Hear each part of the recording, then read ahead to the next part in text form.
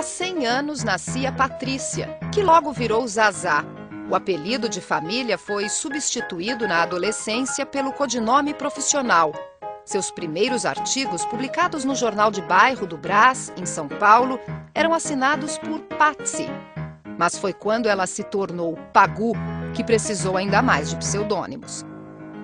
Jornalista, escritora, ativista cultural e militante comunista, Patrícia Heder Galvão foi perseguida e presa 23 vezes. Para fazer chegar suas ideias, Pagu foi também Mara Lobo, King Shelter, Ariel, Solange Sol, Leoni.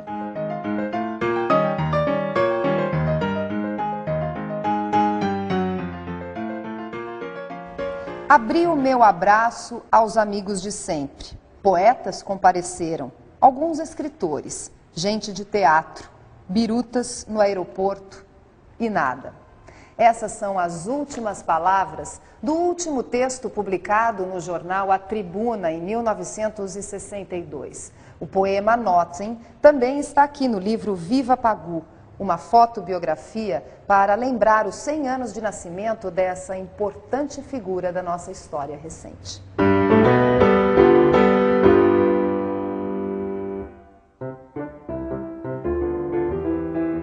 Para você, Geraldo, ela não foi Pagu, né? Não, não foi. Ela virou Pagu em 1980, por aí.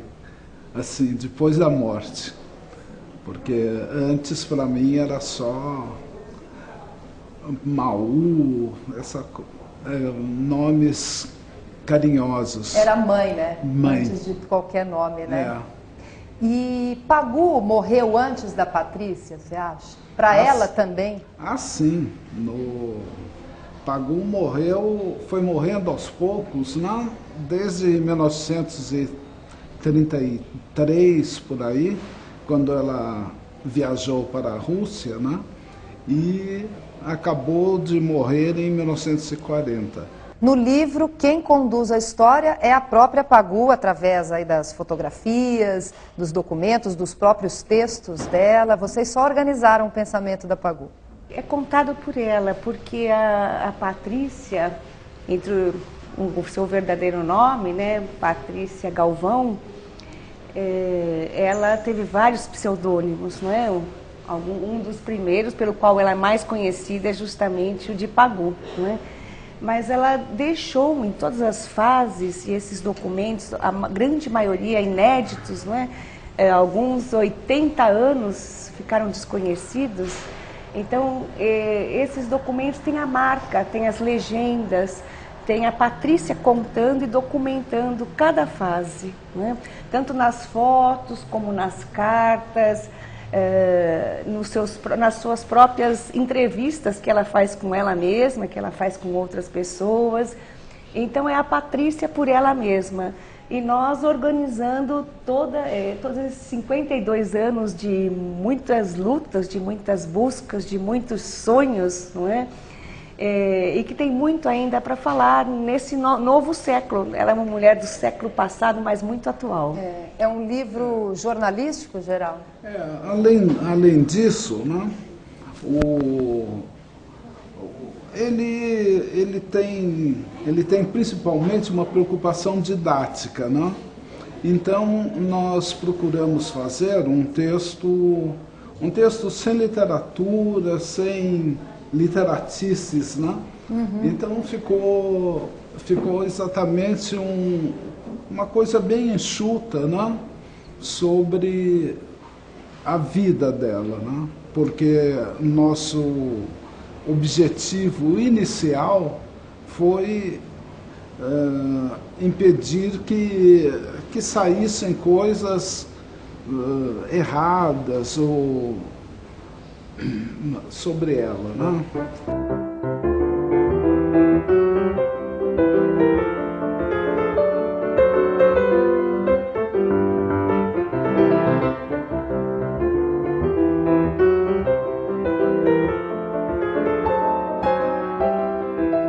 Patrícia Galvão, né, como ela gostava de ser chamada então, ela era essencialmente jornalista?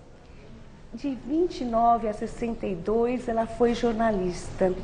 Em todas as fases, né, mesmo quando ela incentiva a literatura, a arte, o teatro, é a primeira a escrever, uma das primeiras vezes no Brasil a fazer uma coluna sobre televisão, incentivou os grandes renovadores da linguagem, falou sobre autores desconhecidos no Brasil e no restante do mundo. Então, ela vai para dar a volta ao mundo e o faz como jornalista. Então, em todos os momentos, mesmo que ela não estivesse sendo jornalista, ela o foi, porque ela documentou cada fase para que na posteridade, e hoje, quando comemoramos os 100 anos da Patrícia Galvão, não é?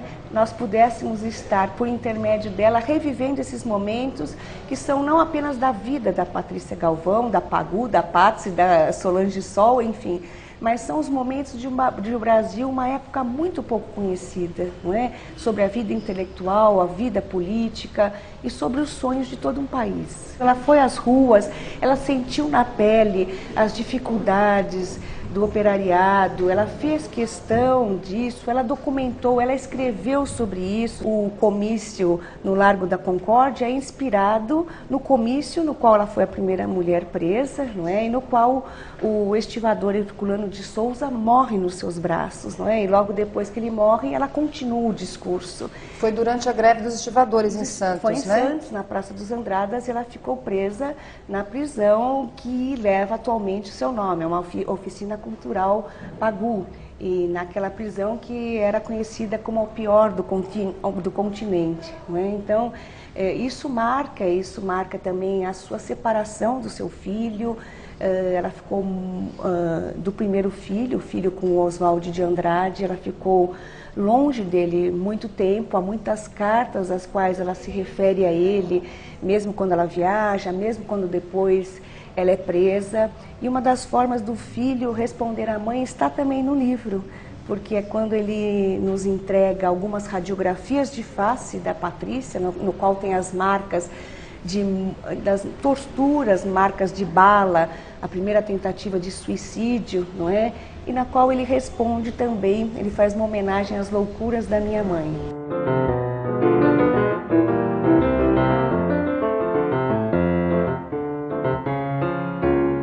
Ela era inconformada, tanto que tentou algumas vezes o suicídio. Como era o temperamento de Pagu? Ela se tornou, quer dizer, uma pessoa com muito problema de depressão.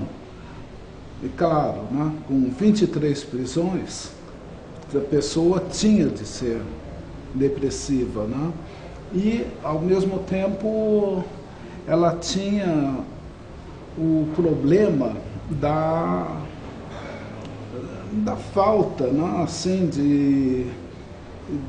de objetivos. É engraçado, né, falar em falta de objetivos, mas porque a grande militância dela havia se desfeito, né? A política acabou sendo um beco sem saída. Ela se decepcionou muito, né, Geraldo? Ela se decepcionou demais. Extravagante, entusiasmada, nada em Pagu era convencional, nem sua beleza. Foi musa do movimento modernista sem nem ter participado da Semana de Arte Moderna de 22. Uma mulher sempre na vanguarda. Trouxe da China, das mãos do último imperador Pu Yi, as primeiras sementes de soja plantadas no Brasil. Fundou a Associação dos Jornalistas Profissionais, liderou a campanha para a construção do Teatro Municipal em Santos e lá, na cidade paulista, criou a União do Teatro Amador, por onde passaram Araci Balabanian, Zé Celso, Plínio Marcos. Quantas mulheres numa só Pagu!